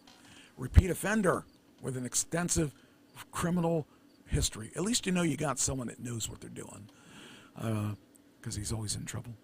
Immigration and Customs Enforcement, Homeland Security Investigations arrested Pedro Guadarrama Lozo on August 13th in Gainesville, Georgia. The 42-year-old illegal immigrant, by the way, had been deported from the United States twice before and carries a prior felony conviction for drug trafficking. Georgia authorities had previously arrested him for driving without a license, and though he remained in the country despite his illegal status and criminal record. Why? I mean, if this guy was deported twice, I would have just thrown him in jail and said, okay, you don't like, you want to be here, you can be here in our jail. So, I don't know. Don't understand that, but that's just me. Then we got Rock Legend 63 shares devastating update on cancer battle. Do you know who it is? I hope I know. There it is. Rock Legend. He's from Def Leppard. He has a woman's name, Vivian Campbell. So I guess he has bad cancer. So hopefully he does okay. Hopefully he gets through this. But yeah, I like him. He's a good guitar player, and he's been with the band most of the time. I think he was when the one guy died. I think he took over the one guy. Dave Bautista landed a major Hollywood role, which is kind of neat because I've waited to see him break through to something good. He's going to be Kratos. He's in Amazon's Prime Video God of War. So, yeah. So we know he's out there. And he's been acting, he's had a couple pretty cool roles. So, you were talking about emergence of AI. It's given a boost to cybercrime gangs that are coming up to with bolder and more sophisticated schemes to scam people for their money. Now, I don't know if you know about this or not, so I'm gonna make you aware of something that is kind of interesting. They now have okay, so they got, I don't know what all this is scams.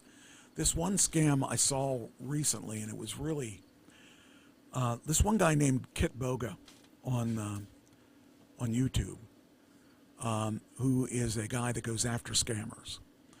He is very knowledgeable on coding and very knowledgeable on all the kind of scams that they do. He uncovered this scam that was really interesting. Have you heard AI work as a work on the phone? No. You probably have and don't know it. So now they've taught the AI to be a telephone guy, kind of like they'll call you, or you could call into them, and you don't know that you're talking to AI. I mean, it sounds so real. The conversation with them sounds real. It's scary real. I saw him call this, and it was like, really? That's AI? That seems really strange. But he was smart enough that he knows how to recode the phone. So he said, every time you say this, I want you to say oink.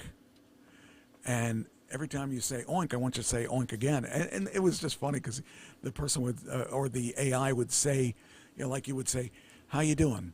And she would be doing, oh, I'm doing just fine. Oink. And then every time you said oink, you have to say oink again. So every time the oink would get real longer, and then they would say something, and the AI would say oink, oink, oink, oink, oink. He reprogrammed it so that they had to reprogram it again to use it. It was just funny.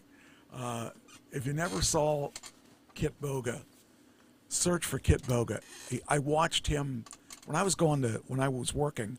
I was watching him way back then, and I was like really amazed that he would be knowledgeable and be able to do this stuff, because he's not that old. He's just, I mean, I guess in terms he probably is a lot older than, I mean, he's probably getting to be 40 or so, but when I started watching his stuff, he was a lot younger, but it just was funny. Then we got Sons of Anarchy. Did you watch that? You probably not. Probably not, but I know what it is. Okay, so they killed off just about everybody on that show.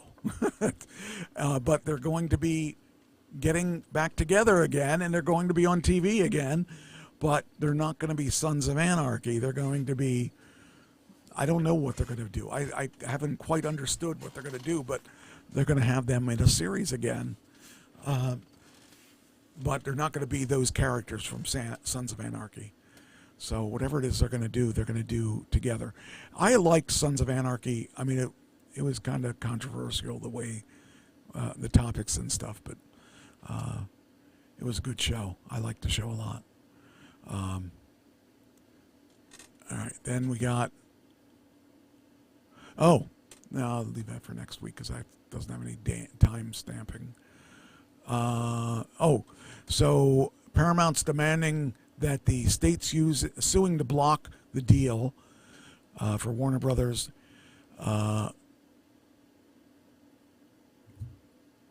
He's saying he wants the states that are suing to block the deal to post a $1.9 billion bond. Round Hill is suing Suno and Anthropic on claims that it may have copyright infringement. Peacock subscribers are getting another price increase. HBO has finally renewed Welcome to Derry. If you watched It, that was a series that they did with the It character, the clown. So we're going to have another season of It. Welcome to Derry. Those are quick things. Okay. Madonna leads the VMA nominations with 11 nods, followed by Taylor Swift with 9, and Ariana Grande and Sabrina Carpenter with 7 each. The award show is September 27th, almost a month away. Okay, then we got... Oh, this was weird. It says Tyre was a trap. The dad was gunned down. So A Florida father was gunned down in front of his toddler daughter in what prosecutors call a calculated murder for hire plot, orchestrated by his ex-wife and her new husband to end a bitter custody dispute. The trial began Monday for the man accused of masterminding the execution-style killing. The deadly trap was set for a Microsoft executive, Jared Brigidon, 33-year-old Microsoft executive was driving home to St. Augustine when his 2-year-old daughter, Bexley, when encountered a tire blocking the road in Jackson Beach. The February 2022 evening seemed routine. He had just dropped off his twin children at his ex-wife's home, a trip he made countless times, when Brigidon stopped and exited his vehicle to clear the obstruction. A gunman opened fire, killing him in the street before fleeing the scene. The toddler remained strapped in the car seat, unharmed but crying, with one bullet passing just inches to where she sat. Man, that's just... How bad do you hate someone if you want to kill them that bad? That just seems wrong. Jacksonville Police Department Police Chief Paul Smith called the incident a planned and targeted ambush. Multiple shell casings littered the residential area. Nothing was stolen from the body or from the vehicle. His wallet, watch, personal items remained untouched, eliminating the robbery as a motive. Investigators determined that the tire had been deliberately placed to lure him from his car, transforming a familiar drive into a death trap. Prosecutors allege that Shanna Gardner, his ex-wife, and her husband, Mario Fernandez Saldana, orchestrated the killing to eliminate shared custody of the twin children. Assistant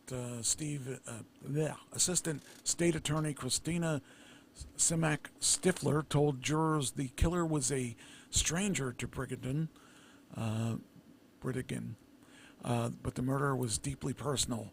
Court records reveal the former couple engaged in contentious custody battles for years, fighting over every detail.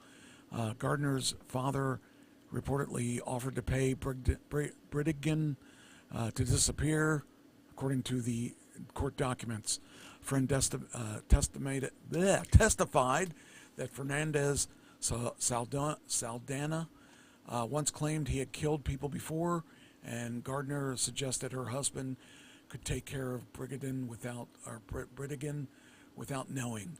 Authorities arrested Henry Tenyon, a 62-year-old man who rented the property from Fernandez, as the triggerman, and triggerman nearly a year after the shooting. Prosecutors say one person fled on foot while another escaped in a vehicle following the ambush. Fernandez, now 38, faces trial on charges including first-degree murder and solicitation to commit capital felony. You know, that just amazes me that things got that bad that he gunned down an innocent man over a custody thing. I don't know. That's how bad custody battles can get. I guess that's why I'm glad I never had any. You know, it just, people get crazy over that stuff. And now, you know, the kids don't have their father anymore. So, fraternity drug ring. A 24-year-old, this is Penn State, by the way, 24-year-old accused of leading a fraternity-affiliated drug ring at Penn State surrendered to authorities last week. He's being held in jail without bail after failing to appear for an arraignment Monday. That would be last Monday, I think. Well, Augusto Abatiello is one of 14 people, including 13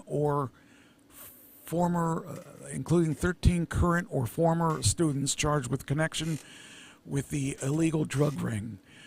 Court documents released this week allege that the Sigma Chi brothers and pledges accused of cutting, bagging, and distributing cocaine to now we were talking about we were talking about jobs earlier. They found a job career that doesn't include AI. Oh man. Distributing to their student body. Abatelio and fellow student Thomas Robinson, 23, allegedly sourced bulk cocaine from Philadelphia and New York. Records show Robinson and his father, a Pittsburgh lawyer charged with concealing evidence, posted bail Monday.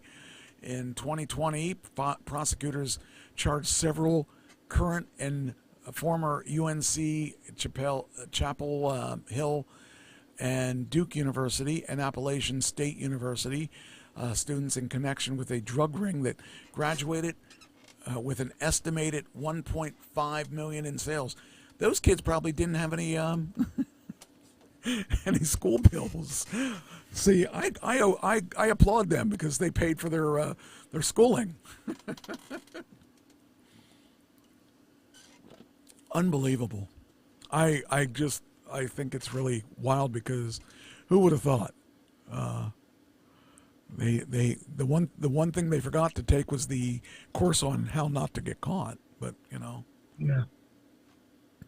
Wow, that's just crazy. Google. Now, how much would you pay for the defunct Spirit Airlines internal business data, including 100 million emails, 500 million Microsoft Team chats, and 7.5 billion passenger transaction records from 2008? They're going to use it to help train its AI models. How much do you think they paid for that? I have no idea. $10 million. $10 million for just info from 2008. Yeah. Hard to believe that, but that's true. Here's another thing that's interesting. Are you a Costco member? No. Costco to launch branded Medicare plans with nonprofit insurer Scan, Scan Group, entering the more than $600 billion Medicare insurance market. It's just crazy. I don't know if I would assume that it would be better pricing because it's, Costco. Couple skydives on their wedding with their bridal party. Yeah, okay. That would be that could be a quick marriage and Yes, sir. Oh man, you couldn't pay me to skydive. You couldn't. I wouldn't take it. There's just no way. Do you know what Gen Zs call people they were insulting? No. Polyester. I don't know why, but that's what they call them. Let's see. Oh, okay. You can watch a video of a 10-foot ball of hair. Oh, it's gone. Okay. Well, it's a ball of hair rolling through New York. That's not my hair, because my hair couldn't be, I couldn't have that much hair.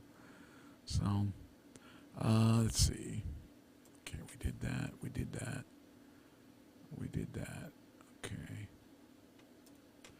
Okay. 6 months after a fully AI-generated viral video of Tom Cruise battling Brad Pitt took the internet by storm, the tech behind the ripoff had been tweaked to protect Hollywood intellectual property and likenesses. So it didn't work, I guess. Because I know they were trying to make it so you can't use people like this.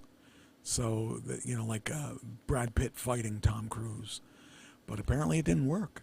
6 months after the fully AI-generated video battling Tom Cruise battling Brad Pitt took the internet by storm, the tech giant behind the ripoff had been tweaked to protect Hollywood intellectual property and likenesses. The Motion Picture Association on Monday said that it had reached a memorandum of understanding with the Chinese tech giant ByteDance that would provide strong guardrails within its tech and platforms that will protect Hollywood. The agreement covers C-Dance by the C-Dance, the AI video model that generated the Cruz versus Pitt video, as well as C-Dream 5.0, TikTok, CapCut, and Dreamina, among others. So, yeah, I mean, it's only a matter of time before that becomes, a lawsuit happening. So, because everybody's so afraid of that.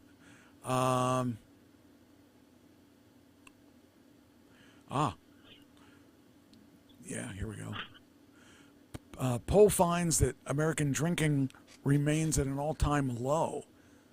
I would have thought that was at an all-time high. Maybe it's because they can't afford alcohol. But, yeah. All right. That's a Gallup poll. Says here, 54% of U.S. adults say they drink alcohol, matching last year's low. 13% say they drink too much, also reaching a low.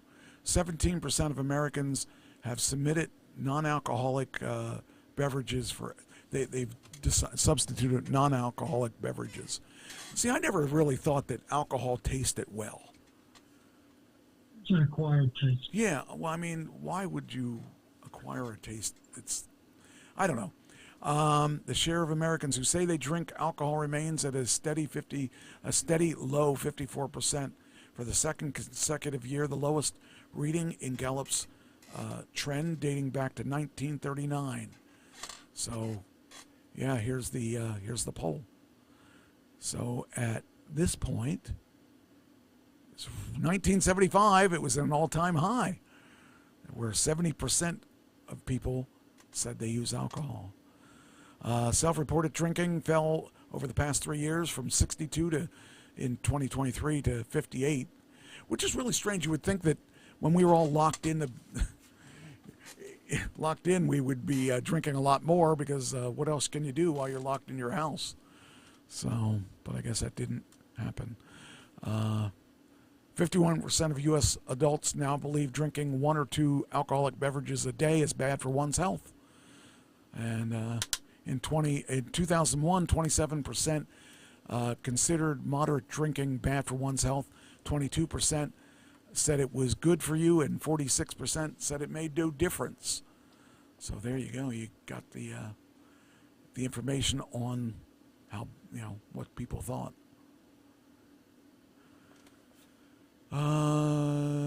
So that's gone. Okay, now I don't need that anymore. I didn't know there was such a thing, but you know what LinkedIn is, right? Yeah. Did you know LinkedIn has dating? No, I didn't. I didn't know that either, and I found that out when I was working on stuff from the show. They've accidentally become a dating site. No, I don't think it's an official dating site, but I guess people, I better grab this before it says you don't have a. Let's find a. Can I read it there?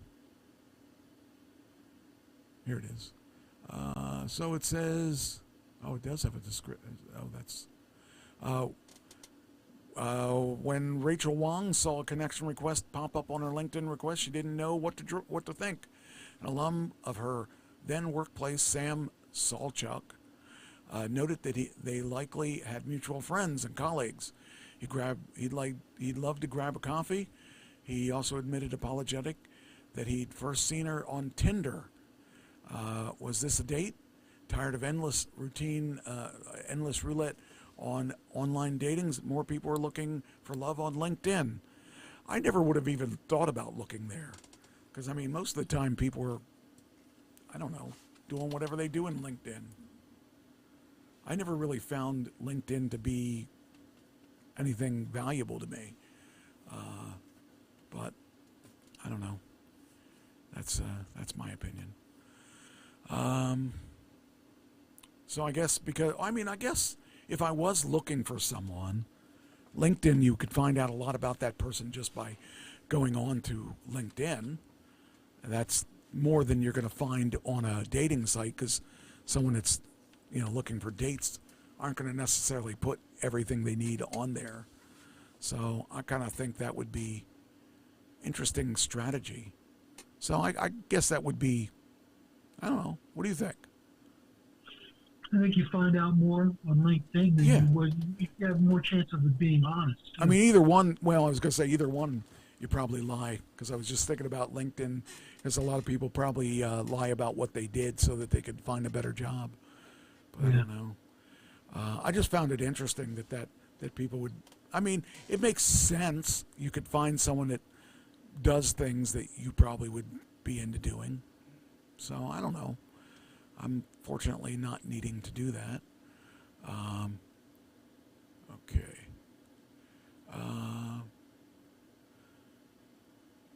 This is an interesting. How much cash do Americans actually keep in the bank? What do you think the average person keeps in their checking account? I mean, a lot of people are living paycheck to paycheck, so that's kind of difficult to answer. But at the end of the month, do you have money left over? Yes. Do you think Americans in general do? I mean, I think that they No, probably. I think they're pretty much paycheck to paycheck, most of them. I mean, I don't. Well, let's see what it says here. Balances by age and stuff. How much cash? Okay, I found this interesting because they did it by various ways to look at it. Balances. Okay, so as a federal. Okay, you're looking at age groups. So let me see if I can make this bigger so we can see it. All right. So they're saying that under 35, they have $5,400 in their account. Maybe that's every month. I don't know that that's left over.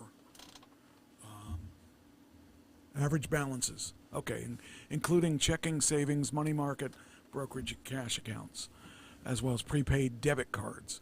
It says $5,400. Under 35, I would say I didn't have that in my account at 35. 35 to 44, 7,900. I would say at that point I did, only because I had done fairly well in the business I was in. 45 to 54, 8,700.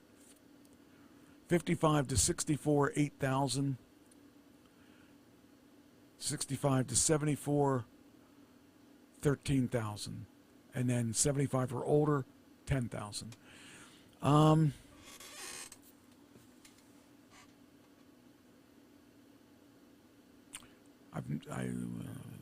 13,000 is a lot of money to carry in your bank account. The 10,000 for 75, it's probably, that might be accurate. I don't know. What do you think? Do these numbers look crazy, or? They look a little. Well, I don't think they're 14,000 to sit in your bank account. That's a lot of money. That's sitting in your bank account. Yeah, that is a lot of money.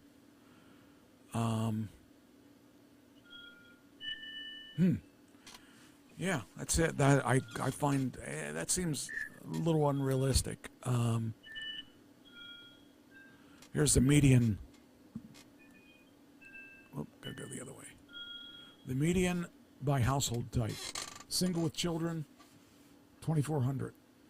Single, no child, age less than 55, 4,000. Single, no child, greater than 55, 4,300. Couple with children, 12,500. Couple, no child, 1,600 or 16,000. I don't know. That seems really high to me. I don't know. Yeah. It's interesting, though. All right, so I can get rid of that.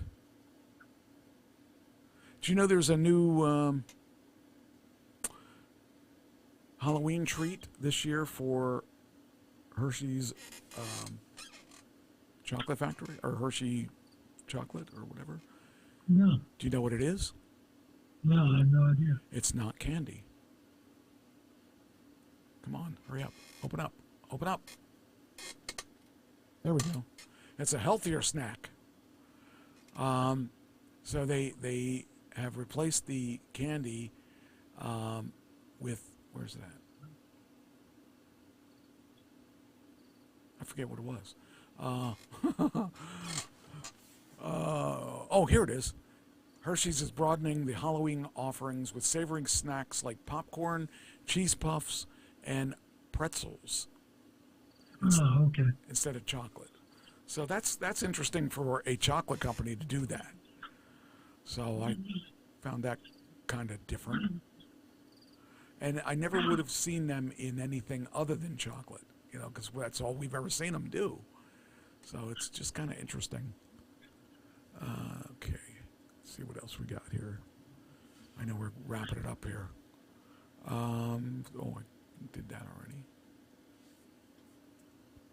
A lot of this stuff is transferable for next year. Would you wear shoes made of flowers? No. Me neither. I don't understand who came up with this stupid idea. Some kind of talk of flower children. Look at that. It's crazy. It's stupid. If that's what it actually looks like, yeah, these are women's shoes, but still, it looks stupid. It would have to be women's shoes. Who else would wear them? Yeah, but I mean, why would even women wear that? That's funny. Daffodils.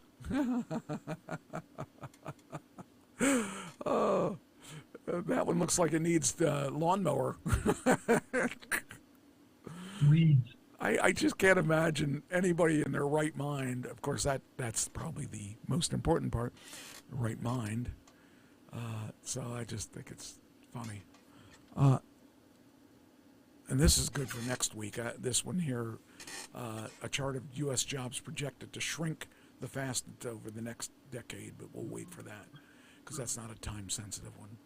I think I got most of the time-sensitive ones.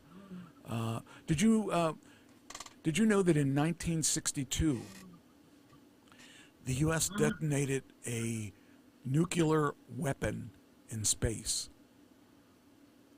No. I didn't either, but I see that apparently they did. So, also, I guess to wrap this up, my last topic wasn't planned, but I'm going to talk about it. I've been watching a lot of UFO stuff lately. I mean, a lot. What is I just don't know this is since they released that last thing of videos, I've seen a lot of stuff that are not AI generated, are not. I can't see where they're not real. This is really I can't say it's disturbing, but I'm curious about what this is all about,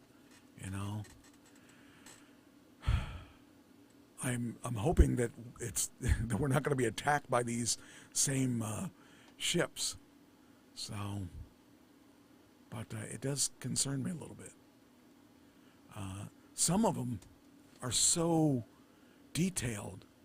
I mean, because now we're at a point where we can actually take video with our phones, and most of our phones out there are a lot better quality than they have been in the past.